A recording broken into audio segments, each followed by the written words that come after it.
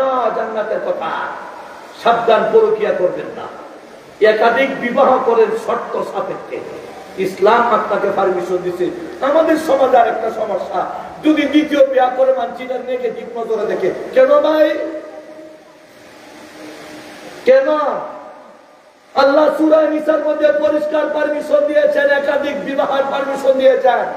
আপনি যদি কেউ যদি সত্য থাকে, সত্য মেনে একাধিক বিবাহ করে আপনি যদি তিরস্কার করেন, আল্লাহর কোরআনকে তিরস্কার করলেন, আল্লাহর কোরআনকে তিরস্কার করলেন, আল্লাহর বিধানকে অবজ্ঞা করলেন। কথা বলেন ঠিক কি না? তাকে হে প্রতিবন্ধ করবে কেন?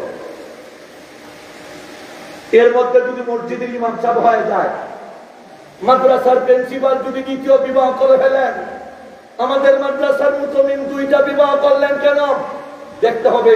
অথচ আপনার সন্তান তিনটা পরকীয়া করছে, খবর নাই একটা। কথা বলেন না, রাগ করছেন নাকি আপনারা?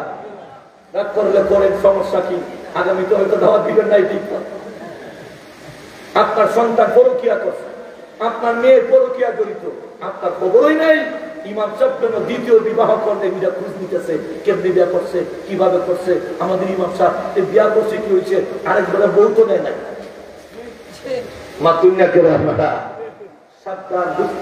আল্লাহ পাক সব সমস্যার সমাধান, নবীজি সব সমস্যার সমাধান হাদিসের মধ্যে দিয়েছেন, আল্লাহ কোরআনে দিয়েছেন। আপনাকে পরকীয়া করতে হবে না, হালাল তরিকায় আপনি বিবাহ করেন শর্ত মেনে। বলেন শর্ত যা তৈরি